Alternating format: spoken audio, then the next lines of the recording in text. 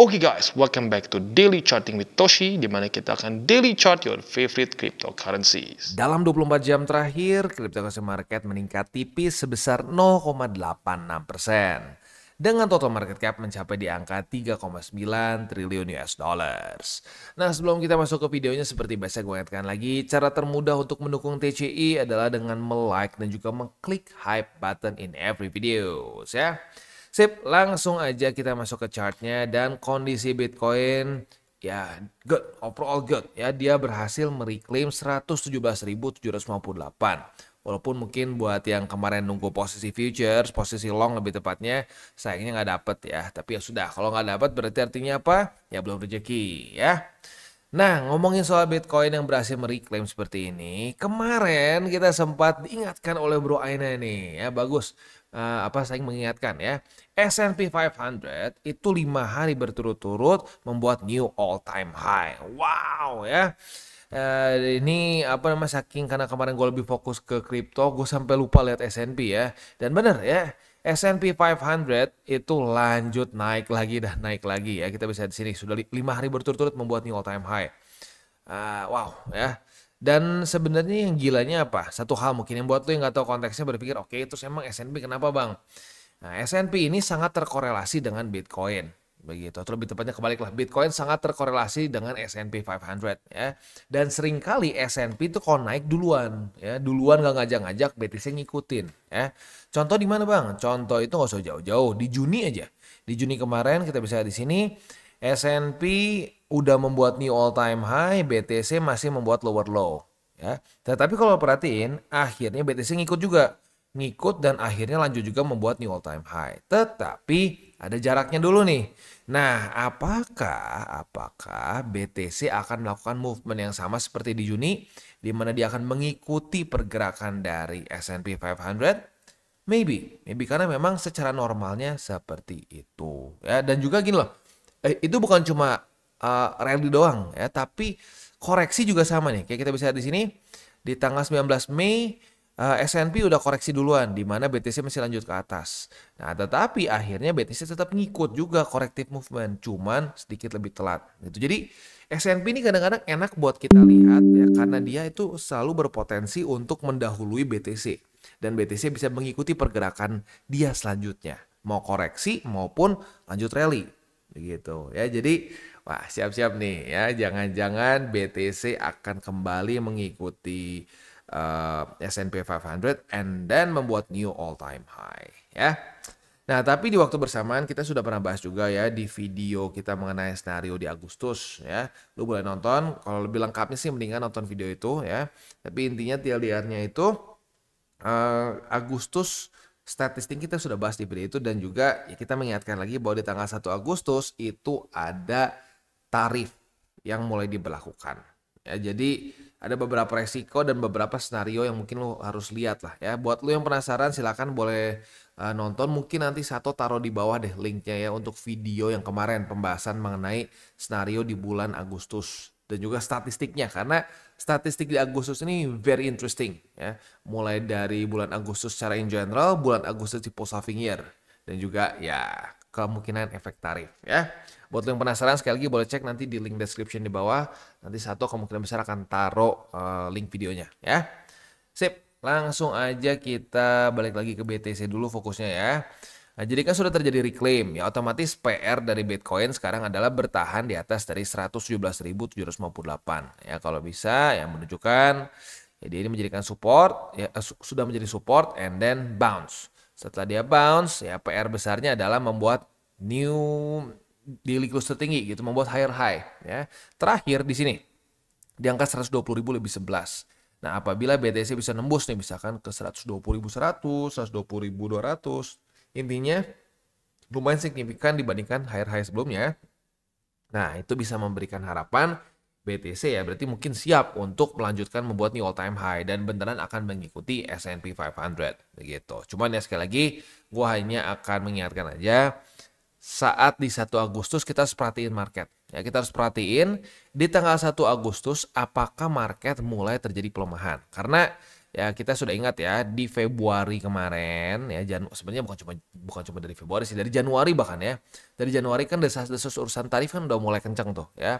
Nah, tetapi makin parah dan ya drop. Dan sekali lagi gue ingetin ya, ini dropnya tuh nggak tiba-tiba. Ya, dropnya itu ada pemecahan struktur dulu. Jadi dia tadinya membuat higher high, higher low, higher high, higher low, mulai pecah membuat lower high di sini. Udah lower high, lower low, lower high lagi. Jadi sekali lagi, market itu jarang sekali langsung bret gitu hancur gitu. Biasanya tetap akan pecah struktur dulu ya. Jadi ada ya sebenarnya ada aba-abanya begitu. Tapi gini, kadang-kadang orang saat udah membuat new all time high seperti ini, koreksi seperti ini, pemecahan struktur tuh nggak terlalu diperhatiin karena hype-nya udah masuk begitu ya. Nah, hati-hati kalau sampai nanti nih ya, ini misalkan di Agustus nanti di tanggal 1, ini BTC udah membuat new all time high misalkan udah di angka ya yang nggak tahu berapa lah ya. Ya pokoknya itu membuat new all time high. Nah, jangan sampai kita juga dalam tanda kutip terbutakan dengan tanda-tanda kalau sampai dia mulai terjadi corrective movement, pelemahan tren begitu ya. Kalau mulai membuat lower low, lower high, lower low, lower high, apalagi kalau berita tarif digoreng ya sama seperti di masa ini kan kayak digoreng nih ya. Bahkan gue sempat bahas di sini, ini kerasanya kayak jangan-jangan ini si Trump nih sengaja mau ngejatuhin market biar buat akumulasi. Sampai segitunya gue ngerasanya ya. Nah, jadi ya kita lihat nanti apakah akan ada manipulasi media yang membuat tarif ini jadi terlihat sangat menakutkan, membuat ketidakpastian di market begitu, atau jangan-jangan orang sudah tidak terlalu peduli. Karena kalau sampai sudah tidak terlalu peduli, itu mungkin masuk ke dalam skenario di mana BTC ini sudah price in ya untuk urusan tarif. Begitu karena ya kita udah pernah ini sih sebelum-sebelumnya kan ada lagi tuh ya berita mengenai tarif, tapi udah nggak terlalu kemakan. Begitu. Nah, tapi baik lagi berita sebelumnya itu hanya negosiasi kan. Nah kali ini tarifnya beneran sudah akan dilakukan di 1 Agustus. Nah itu kita nggak akan tahu efeknya seperti apa sampai sudah kejadian. Dan jangan sampai kalian mau ya kasarnya ini ya kasarnya tuh dikasih ya kibulan ya dikasih kibulan bahwa ada orang yang tahu persis hasilnya seperti apa karena nggak akan ada yang tahu. Begitu nggak akan ada yang tahu efek dari news tertentu, efek dari kebijakan tertentu ya dari market sampai kejadiannya. Orang cuma bisa mengira-ngira begitu dan itu bahkan sampai level Bloomberg pun sama ya. Kalau sampai ada Bloomberg menyatakan analis siapapun ngomong pasti begini pasti begitu, tidak ada yang pasti. Begitu. Jadi jangan sampai kalian bikin cuma satu skenario gitu kasarnya. Oh, kata analis A bakal begini atau lebih parah lagi karena dukun A pasti begini. Pasti drop atau pasti ngepump. Ya berarti kan kalau ngomong pasti lu gak akan mempersiapkan skenario cadangannya kan gitu ya. Nah kalau tidak lu siapkan, nah disitulah orang-orang akan panik biasanya ya. Kayak gini lah waktu kita ke MA50 weekly di April ya. Di masa-masa ini kita tenang-tenang aja keluarga TCI. Kenapa tenang-tenang aja? Walaupun kita tahu MA50 ini safety belt kan. Ya. Kita tenang-tenang aja malah akumulasi lebih besar di April di sini waktu dia retest ke MA50. Karena kita tahu bahwa plan kita selama MA50 tidak jebol. Ya, tidak jebol dan tidak terjadi 2 weekly close dan open di bawah ya seperti contohnya di sini nih ya. Udah jebol, open close 1, open close 2. Selama belum terjadi 2 candle seperti ini ya kita akan tetap tenang-tenang saja dan tetap akumulasi gitu kan. That's the plan ya. Nah, ternyata plan A-nya udah masih berjalan dengan baik ya sudah santai. Tapi kalau sampai amit-amit jebol seperti di sini seperti di 2022, ya kita juga sudah punya plan B. Plan B-nya apa ya? Tutup posisi, gitu kan. Nah, dengan lu punya plan A, plan B, gitu ya, lu sadar bahwa lu bukan yang kontrol market, lu mau persiapkan berbagai macam skenario, lu akan tidak kebawa emosi. Saat kita tidak kebawa emosi, disitulah kita bisa membuat satu keputusan yang pakai nalar instead of pakai perasaan, gitu ya. Nah, itu kurang lebih lah ya. Next kita bahas di daily. Untuk di daily, PR besar dari Bitcoin adalah weekly close di atas dari 119.300-an. Kalau bisa sih nanggung jangan di situ. Kalau bisa weekly close-nya itu di 120.000 atas lah. Begitu. Walaupun ya jujurnya nggak tahu nih apakah bisa nggak ya besok. Karena besok kan udah Senin lagi nih. Ya bisa nggak daily close-nya seperti itu. Karena ya kita nggak bisa pungkiri di minggu kemarin BTC membuat suatu bearish shooting star ya. Bearish shooting star ini adalah suatu pattern candle yang bearish gitu ya. Dan kalau perhatiin nggak harus bearish ya, Lu shooting star aja ya, bahkan yang bullish shooting star pun cenderung membuat market koreksi. Nih, seperti di Januari kemarin, itu sudah ada terbentuk suatu shooting star ya. Udah terbentuk shooting star dan akhirnya drop gitu. Lalu contoh lagi shooting star yang ngedrop tuh di sini. Ini shooting star drop ya. Lalu contoh lagi shooting star mana ya? Ini shooting star lumayan gede, lumayan menakutkan, tapi ternyata cuma nge-wick aja dan akhirnya naik lagi begitu ya. Tapi intinya terjadi koreksi dulu ya. Lalu shooting star koreksi ya. Mana gini? Shooting star koreksi lagi ya. Nah, kalau perhatiin ya, cukup besar statistiknya akan koreksi. Tetapi nggak 100% ya. Kalau perhatiin juga ada kok fake outnya. Kayak contoh terbentuk shooting star nih, tapi naik ya. Contoh lagi shooting star tapi naik. Nah, patternnya apa? Semua shooting star yang jadi invalid ya, semua shooting star yang jadi disebutnya fake out itu ujung-ujungnya apa? Ujung-ujungnya semuanya itu ke engulf ya. Contoh ke engulf kayak gimana nih? Contoh ke engulf tuh seperti ini nih. Mana nih? Nah, kayak gini ya. Jadi weekly close-nya itu di atas ya. Weekly close selanjutnya di atas dari yang sebelumnya. Begitu. Nah, apabila engulfing itu terjadi, nah itu seringkali terjadi fake out. So, ya PR-nya di weekly-nya ya kalau bisa BTC mengengulf weekly close kemarin. Begitu ya. Karena kalau nggak dia engulf ya nggak harus langsung sih, bisa aja minggu kedepannya lagi. Tapi kalau sampai nggak ke engulf, ya resikonya seperti yang kita bisa lihat di sini. Drought ya. Kayak di sini. Mana lagi? Sini ya. Tidak di engulf, turun ke bawah begitu ya. Bahkan kalau perhatiin di sini juga sama nih ya. Ini kan membuat shooting star. Ada percobaan BTC mencoba untuk reclaim nih, tapi gagal ya. Ya, ujungnya drop lagi gitu. Jadi ya semoga terjadi engulfing yang bagus lah. Contohnya seperti ini. Coba engulf yang candlenya kuat begitu, kayak aduh mana lagi contohnya ya. Jujurnya nggak terlalu sering sih ya, makanya rada susah dicarinya nih. Kita cari ini terus engulf. Malah banyaknya contohnya yang gagal nih. Nah, ini kan gagal drop ya. Mencoba untuk mengengulf gagal. Wah, susah juga nyarinya ya.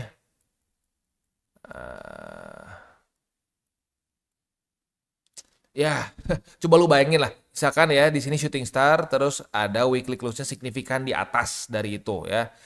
Ya jadi gitulah kebayangnya ya. Baik lagi sayangnya nggak terlalu sering terjadi buat jadiin contoh ya. Tapi bisa kalau sampai terjadi engulfing yang lumayan signifikan, bisa nggak? Nah, ini contohnya. Di bawah sini malah ada ya. Akhirnya ketemu juga nih.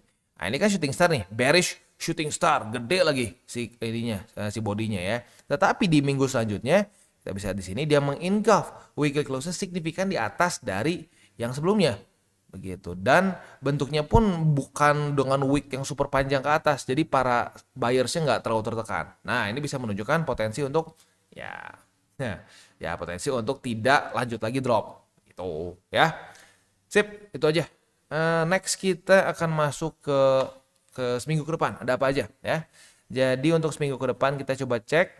Yang pertama itu hari Senin ya. Sebentar, ini kayaknya harus di switch deh. Oke ya, sip. Yang pertama tanggal 28 Juli hari Senin dari US nggak ada apa-apa ya. Lalu di hari Selasanya dari US kita akan ada CB Consumer Confidence and then JOLTS Job Openings.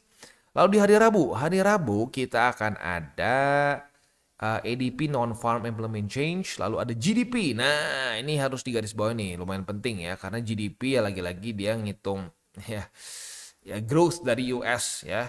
Nah, ya kalau sampai drop lagi ya no bueno ya.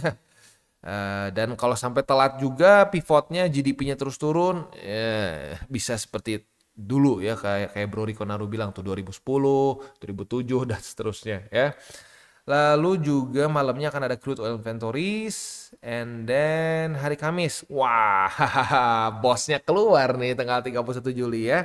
Kita lihat apakah gertakan dari Donald Trump cukup membuat Bang Jerome sampai menyerah ya, karena nanti tanggal 31 Juli tepat di penghujung bulan Juli ini akan ada keputusan interest rate ya.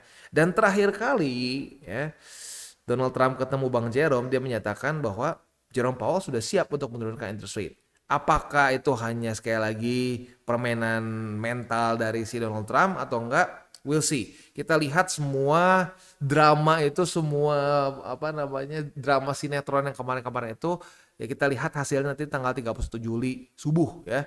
Akan ada FOMC statement, the Fed's interest rate decision, dan juga FOMC press conference. Kita lihat untuk yang statement dan conference, apakah statement-statementnya mulai dovish, dan ya tentunya yang paling penting adalah interest rate-nya apakah mulai terjadi penurunan atau tidak. Karena forecast-nya masih sama nih. Kita bisa di sini forecast yang diberikan oleh investing.com adalah dia itu tetap akan sama, tidak ada perubahan.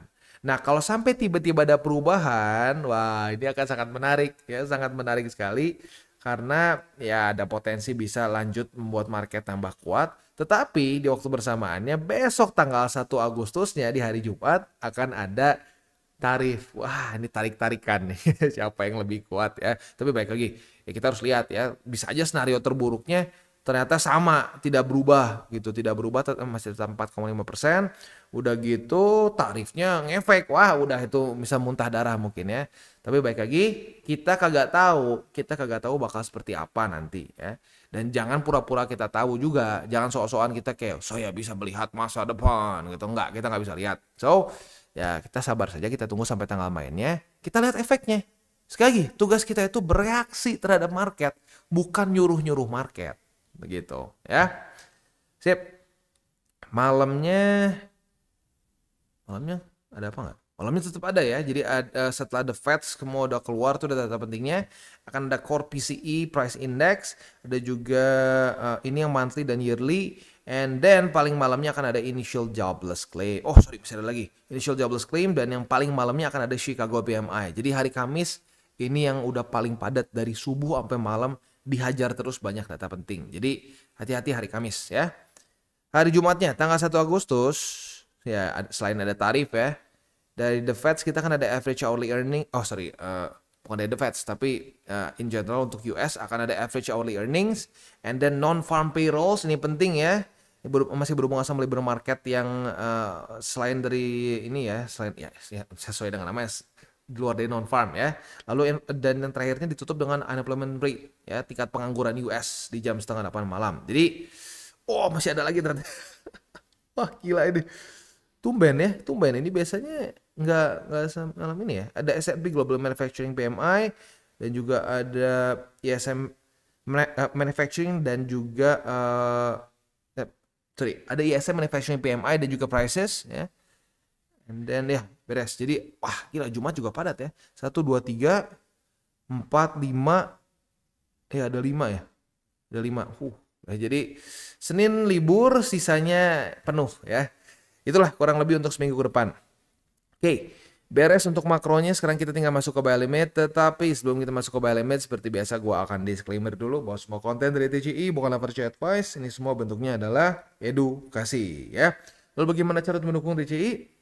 Ada banyak caranya. Lu bisa like our video, bisa share our video, atau juga bisa menggunakan link referral kita di bawah. Dan sekarang kita akan dengar lu pesan-pesan dari sponsor kita pada hari ini. Oke, today's video is brought to you by Wolby. Dan Wolby ini adalah suatu platform yang fokusnya lebih ke trading futures. Nah, tapi yang berbeda dari platform lainnya adalah Wolby ini menggunakan ChatGPT-4 untuk membuat AI signals di sini ya. Dan yang unik lagi dari AI signals ini, kita bisa pilih sesuai dengan risk profile yang kita inginkan ya. Mulai dari low risk, medium risk, bahkan sampai ke high risk begitu. Jadi bisa disesuaikan dengan resiko yang kita inginkan. Dan yang unik juga di sini adalah kita bisa lihat mulai dari TP dan SL-nya gitu ya. Contoh Mami, TP-nya 5%, SL-nya minus 1%. Nah, jadi sudah lengkap TP SL. Nggak cuma sekedar bisa buka posisi saja, tapi sudah ada parameters untuk SL-nya juga begitu. Dan tentunya ini akan meningkat sesuai dengan risk profile yang kita pilih. Contoh kita lihat Carlos ini medium risk. Nah, otomatis secara TPSL-nya pun berubah. Dan tentunya paling tinggi adalah MC Whale, di mana di sini TP-nya bisa sampai 40% dan SL minus 16%. Jadi sekali lagi cocok untuk berbagai macam jenis resiko gitu ya. Nah, tapi andaikan lu merasa bahwa oke, gue udah biasa trading nih ya, gue udah bisa dengan SOP gue sendiri. Lu pun bisa trade dengan manual ya seperti biasa ya, di mana lu membuka posisi sama persis seperti di platform-platform lainnya.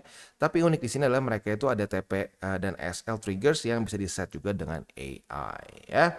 Nah, selain itu juga mereka ada meme pool. Meme pool ini basically adalah kita bisa trade berbagai macam meme coins tanpa kita harus deal with the hassle of DEX begitu. Jadi lebih streamline dan lebih mudah begitu. Tapi baik lagi gue ingatkan untuk meme pools ya kita harus tetap atur resiko juga karena meme pools ini banyaknya dalam meme coins yang benar-benar masih sangat baru begitu, secara market cap cenderung kecil dan banyaknya yang belum masuk ke checks begitu. Jadi makanya gue bilang lebih terasa seperti kita bisa menggunakan DEX tapi lebih mudah begitu. Dan yang paling penting lagi adalah di di Wallbe ini mereka ada namanya rebate voucher. Biasanya hanya 100 USDT saja, tapi bagi lo yang menggunakan link refraktor di bawah atau dengan menggunakan kode Toshi Crypto ya. Sekali lagi dengan kode Toshi Crypto, kita akan mendapatkan upgrade dari 100 USDT menjadi 250. Jadi buat lo yang tertarik untuk coba Wallbe, boleh pertimbangkan untuk menggunakan link referral kita di bawah. Kita masuk ke BTC. Untuk BTC sayangnya ya kita sudah bahas tadi ya, posisi longnya kita nggak dapat ya. So ya sudah, belum ada posisi futures lagi. Untuk sekarang posisi spotnya basically buy limit di angka 117.758 udah sangat dekat dengan EMA 20, jadi ya kita satukan saja sebagai satu buy limit ya.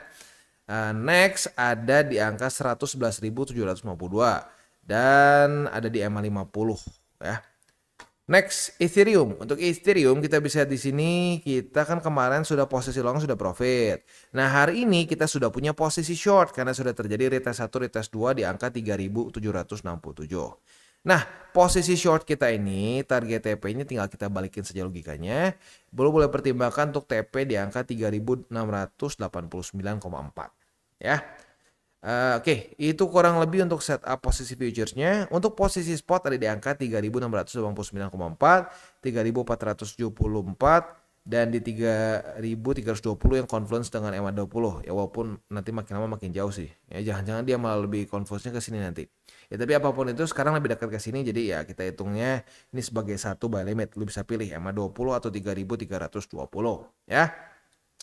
Sip. Itu kurang lebih untuk DCWT pada hari ini ya. Nggak ada DCWT sesi kedua karena ini hari Minggu seperti biasa ya.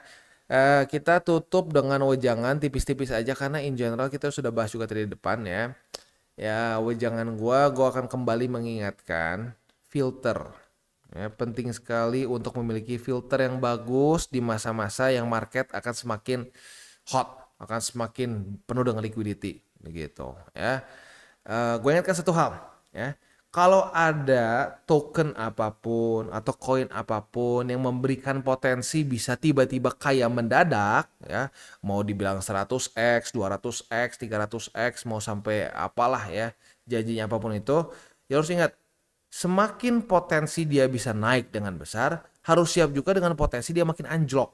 Karena ya tidak ada ceritanya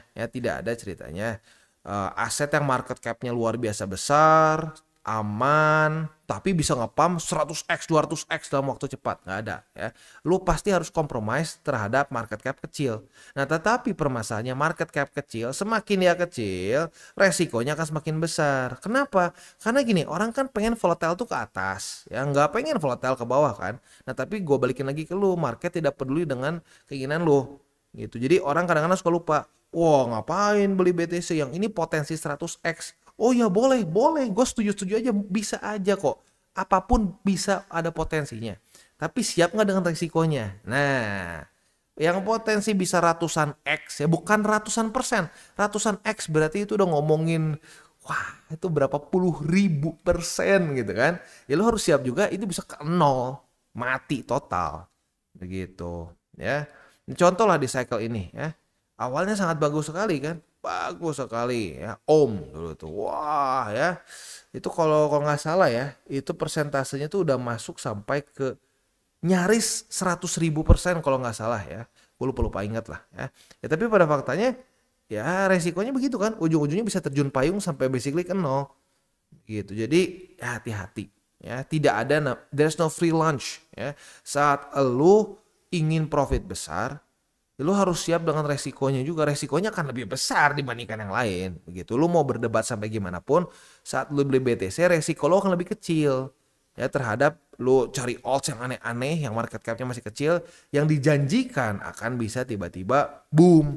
Begitu. Oh berarti kalau gitu caranya bang, udah kita jadi Bitcoin Maxi aja ya, jangan beli alts. Enggak, boleh beli alts, tetapi rasionya tepat. Nah balik lagi ke aturan kita biasa ya, 60-40 begitu. Karena gue pribadi punya kok alts yang mungkin oke, lebih beresiko nih, tetapi secara persentasenya lebih kecil dibandingkan dengan BTC. Maka dari itu ya, kalau sampai amit-amit dia terjun payung dan mati, yang masih terselamatkan oleh jangkar kita, oleh fondasi kita yaitu BTC. Itu sebenarnya ya, gue tuh nge-preach untuk punya posisi yang secara resiko itu well managed gitu loh. Karena at the end of the day kita nggak bisa menghindari resiko di market gitu ya. Tugas kita itu adalah menjaga, memanage resiko kita begitu. Rata-rata orang yang gagal di market urusan itu, mereka nggak ngerti bahwa market itu ya, permainan di market itu adalah mengenai risk management gitu ya. Antara terlalu konservatif sampai ya udah gitu, tidak melihat potensi sama sekali di yang lain, atau yang kedua yang lebih parah adalah ya punya mentalitas cacing-cacing naga-naga. Wah beli BTC ya, ngapain buang waktu, cari alts lain yang bisa tiba-tiba kaya. Ya pengennya tiba-tiba kaya, pokoknya ya lo harus siap apapun altcoinsnya, namanya mau apapun begitu ya. Ini kayak dulu nih Pi Network kan, wah digadang-gadang akan bikin banyak orang kaya baru begitu. Dan sayangnya banyaknya orang yang masuk ke Pi ini nggak terlalu ngerti-ngerti amat kripto juga gitu ya. Ya sekarang minus 74%, ya kan? Wah dulu gila banget kan. Dan yang bangkinya banyak yang waktu dia rilis banyak yang beli. Kenapa? Karena ya itu digadang-gadang akan bikin tiba-tiba orang kaya mendadak gitu kan. Ya, tapi pada faktanya ya sayangnya ya begitu hasilnya kan. Ya, nih kalau dari all time high-nya di 2025 minus 85,22%. Oh ya nanti masih bisa. Ya oke, mungkin aja masih bisa. Tapi ya lu lihat beberapa alts lain udah naik, ini masih di situ aja kan. Itu jadi ya pokoknya apapun yang dijanjikan tiba-tiba bikin kaya akan punya potensi yang sama tiba-tiba bikin miskin. Gitu. Ya udah kayak aturan fisika gitu jadinya ya. Ya gitulah ya. Sip, kita tutup dengan 3 golden rules. Jangan pakai uang panas, jangan over leverage, berpikirlah jangka panjang. Dan salam tabur tuai. Ingat, apa yang lo tabur akan lo tuai. Jadi taburlah sebanyak mungkin hal baik. Oke guys, jadi itu adalah akhir dari segmen DCWT kita pada hari ini. Dan jangan lupa bagi kalian yang merasakan manfaat dari segmen ini, jangan lupa untuk share ke teman-teman kalian. Dan apabila lu pengen mensupport channel kita, ya TCI, jangan lupa untuk menggunakan link referral kita di bawah.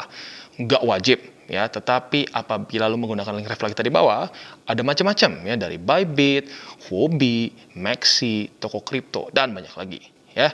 Ya, walaupun nggak wajib, tapi kalau menggunakan link referral kita, lu secara langsung membantu perkembangan dari TCI. Dan satu lagi, jangan lupa juga untuk join Telegram group kita, di mana kita bisa ngobrol-ngobrol santai mengenai dunia cryptocurrency secara dua arah. So, jangan lupa untuk like, subscribe, click the bell icon, and see you on the next video.